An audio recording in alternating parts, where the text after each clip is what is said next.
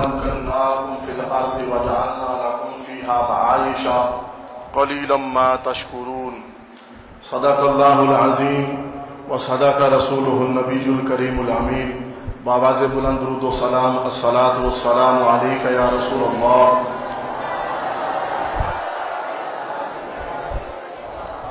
الصلاة والسلام عليك يا خاتم النبيين وعلى آلك وأصحابك يا أشرف الأنبياء والمرسلين خون دل دے کے نکھاریں گے رخ برگ گلاب ہم نے گلشن کے تحفظ کی قسم کھائی ہے ایک ہوں مسلم حرم کی پاسبانی کے لیے نیل کے ساحل سے لے کر تا بخا کے کاشغر چبھے جو کانٹا کابل میں تو ہند کا ہر پیر و جواں بےتاب ہو جائے قوت عشق سے ہر پست کو بالا کر دے دہر میں اسم محمد سے اجالا کر دے معزز و محتشم شامعین کرام، آج کی یہ بزم سعید ہیپی انڈیپینڈنٹ ڈے یعنی یوم آزادی کے تشکر کے اظہار کے لیے ہم سب کے محسن و مشفق، ہم سب کے مربی، استاذ الکل، استاذ العلماء حضرت علامہ مولانا قاری سجاد احمد قادری دامہ ظلہ علینا، آپ کی زیر صدارت اور جامعہ کے معزز و مکرم اساتذہ کرام، معماران قوم و ملت، السلام علیکم ورحمۃ اللہ وبرکاتہ۔ زندہ قوموں کے لیے اور مستحکم معاشرے میں رہنے والے لوگ اپنے قومی تہواروں کو مناتے ہیں اور جب بھی کوئی ایسا موقع آتا ہے تو انہیں سیلیبریٹ کرتے ہیں۔ آج کا دن ہم سبھی کے لیے بہت بڑا عظیم دن ہے، بڑا ہی بابرکت دن ہے۔ آج کے دن وطن عزیز پاکستان معرض وجود میں آیا کہ ہمیں پاکستان کے لیے لاکھوں کی تعداد میں لوگوں نے اپنی جانوں کا، اپنے مال کا نذرانہ پیش کیا۔ تحریک آزادی پاکستان 1857 سے ہی اگر تاریخ کا جائزہ لیں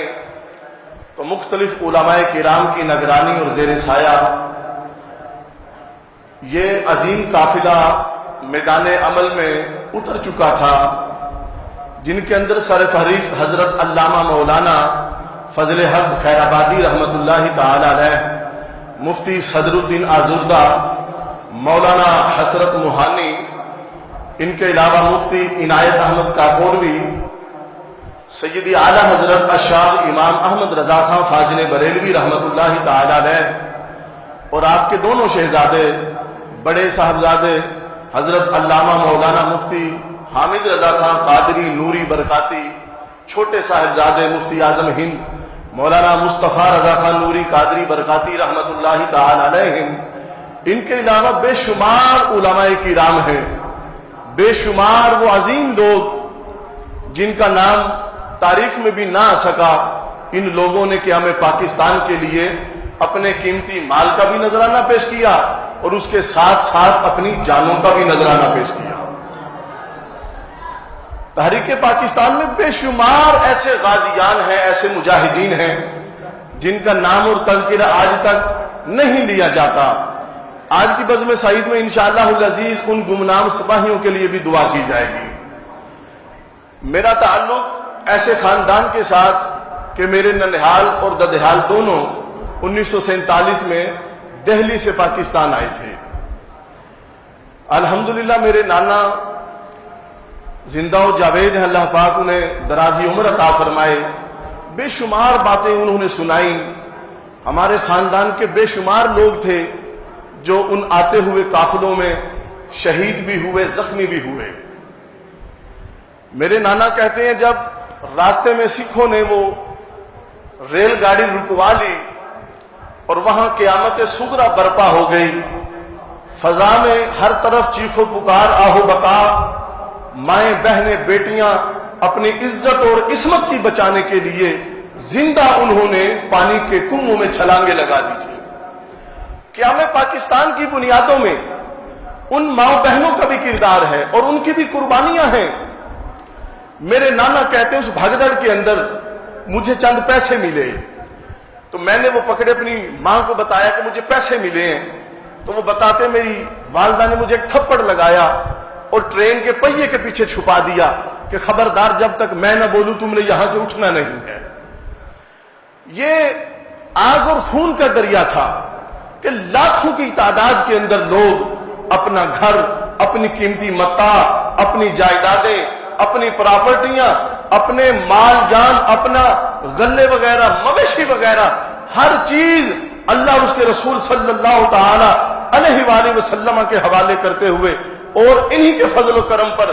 لاکھوں کی تعداد میں ہجرت کر کے پاکستان پہنچے. اور یہ تاریخ کی سب سے بڑی مائیگریشن ہے، سب سے بڑی، کہ لاکھوں کی تعداد کے اندر لوگوں نے اپنا گھر بار چھوڑ کے ایک عظیم مقصد کے لیے آئے.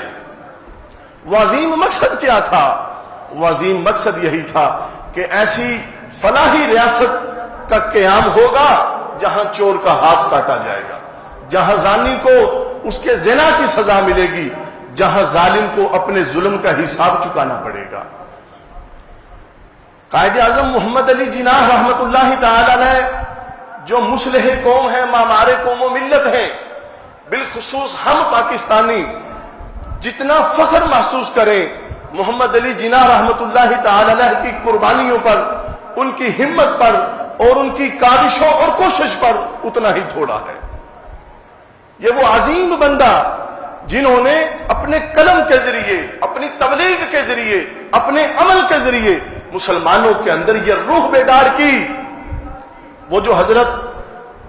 شیر معصور سلطان ٹیپو رحمت اللہ تعالی علیہ کا قول تھا نا کہ گیدڑ کی 100 سال کی زندگی سے شیر کی 1 دن کی زندگی اعلیٰ ہے. انہوں نے مسلمانوں کے اندر وہ جو غلامی کا سحر ان کے اوپر طاری تھا، وہ جو جمود ان کے اوپر طاری ہو چکا تھا، اس جمود کو توڑنے میں محمد علی جناح رحمت اللہ تعالی علیہ نے اپنا کردار پیش کیا. آپ نے علی گڑھ یونیورسٹی کے طلبہ سے خطاب کرتے ہوئے ایک مرتبہ آپ نے فرمایا کہ مجھ سے لوگ پوچھتے ہیں کہ جس مملکت کا آپ قیام کرنا چاہ رہے ہیں اس کا طرز عمل کیا ہوگا، اس میں قانون کیسا ہوگا، اس کا نظام کیسا ہوگا.